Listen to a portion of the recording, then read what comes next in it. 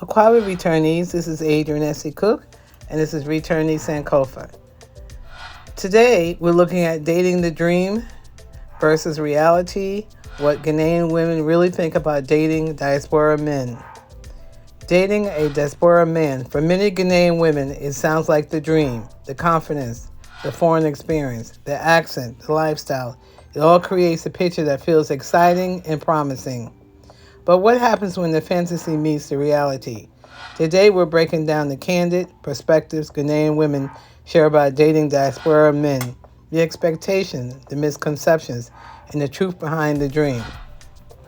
The initial allure, the returnee fantasy. It usually starts with the allure, the idea that a diaspora man brings something different, exposure, stability, and more modern mindset. Ghanaian women often see these men as more confident, more open-minded, and in some cases more financially stable. It's easy to see them as upgrades, someone who has lived abroad and seen the world. There's a belief that diaspora men have everything figured out, financially, emotionally, like they're a step ahead. But that expectation alone sets the stage for some big surprises. Common misconceptions. Let's talk about the most common misconceptions many women admit to having before entering these relationships. They're automatically financially stable. Living abroad doesn't always mean wealth.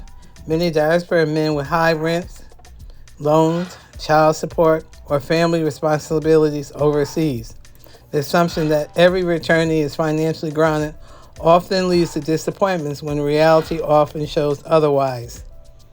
They easily fit into Ghanaian culture. Some diaspora men struggle with local cultural norms, from respect protocols to family expectations. The way relationships work abroad is very different from the deep family involvement here in Ghana. They're more emotionally mature. Emotional expression isn't automatic. It's just because someone who lives overseas, some diaspora men communicate less, keep to themselves, or expect more emotional independence than Ghanaian women are used to. The reality check. When the relationship grows deeper, the reality starts to show, and this is where the experience becomes very different from the dream. Communication style differences. Many diaspora men communicate directly, sometimes too directly. Meanwhile, Ghanaian women often seek reassurance, softness, and ongoing emotional connection. This difference can lead to misunderstanding that feels personal, even when they're cultural. Family and cultural values. For most Ghanaian women, family involvement is expected. Introductions, advice, celebrations, share obligations, but some diaspora men may find this overwhelming or unnecessary.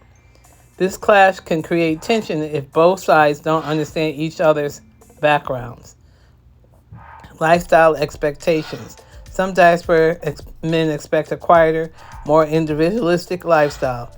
Ghanaian women often prefer something more communal, more social, more family-oriented. The lifestyle mismatch is one of the biggest challenges in these relationships.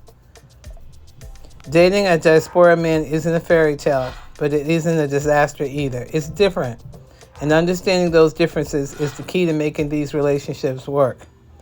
When we remove the assumption and focus on communication, honesty, and cultural respect, these relationships can become beautiful, balanced, and real.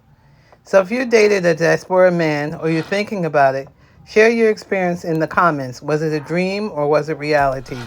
Don't forget to like, subscribe, and share this with someone who needs to hear it. May Dasi.